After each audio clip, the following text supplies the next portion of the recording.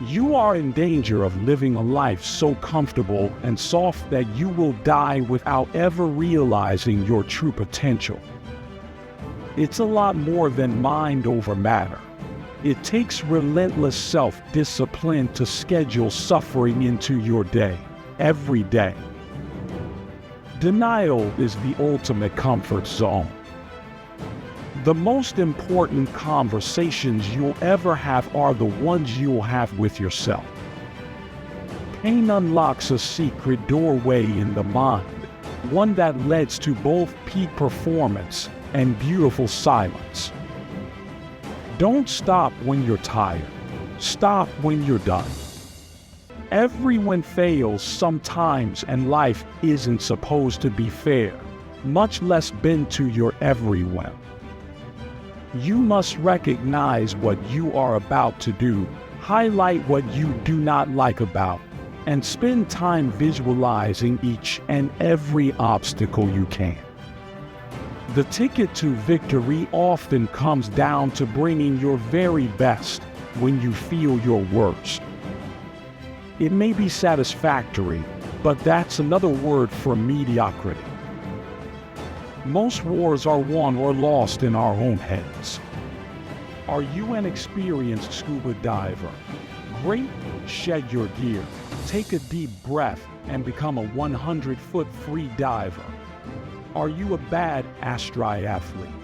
Cool, learn how to rock climb. Are you enjoying a wildly successful career? Wonderful, learn a new language or skill. Get a second degree.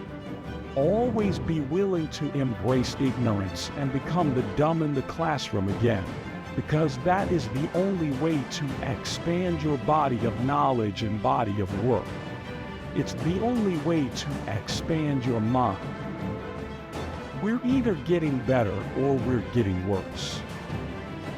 Breaking the shackles and stretching beyond our own perceived limits takes hard work, oftentimes physical work.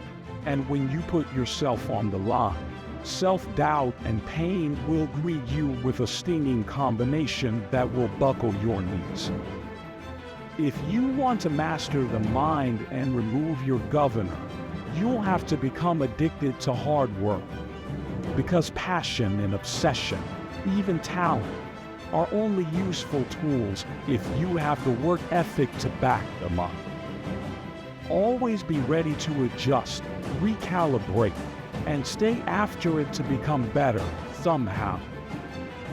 We all need small sparks, small accomplishments in our lives to fuel the big ones. Think of your small accomplishments as kindling. When you want a bonfire, you don't start by lighting a big log. You collect some witches, hair a small pile of hay or some dry, dead grass. You light that, and then add small sticks and bigger sticks before you feed your tree stump into the blaze. Because it's the small sparks, which start small fires, that eventually build enough heat to burn the whole forest down. Human beings change through study, habit, and stories. When you're driven, whatever is in front of you, whether it's racism, sexism, injuries, divorce, depression, obesity, tragedy, or poverty, becomes fuel for your metamorphosis. It takes great strength to be vulnerable enough to put your ass on the line, in public, and work toward a dream that feels like it's slipping away. I knew that the confidence I'd managed to develop didn't come from a perfect family or God-given talent. It came from personal accountability, which brought me self-respect. And self-respect will always light a way forward. There is no more time to waste. Hours and days evaporate like creeks in the desert. That's why it's okay to be cruel to yourself as long as you realize you're doing it to become better. In every failure, there is something to be gained, even if it's only practice for the next test you'll have to take. Because that next test is coming. That's a guarantee. We can't control all the variables in our lives.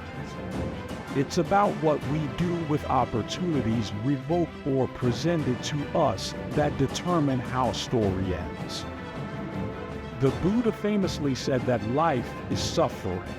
I'm not a Buddhist, but I know what he meant, and so do you.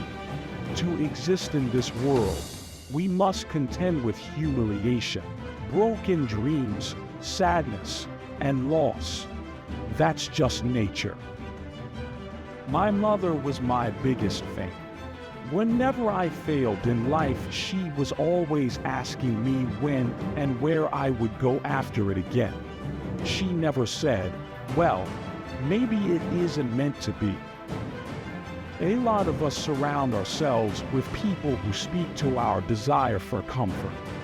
People who would rather treat the pain of our wounds and prevent further injury than help us callous over them and try again. We need to surround ourselves with people who will tell us what we need to hear, not what we want to hear, but at the same time not make us feel we're up against the impossible. Most of us sweep our failures and evil secrets under the rug. But when we run into problems, that rug gets lifted up, and our darkness reemerges, floods our soul, and influences the decisions which determine our character. My happiness is my reflection on the suffering during my journey, and knowing that I never quit, nor was I guided by anybody on this earth. Be more than motivated, be more than driven.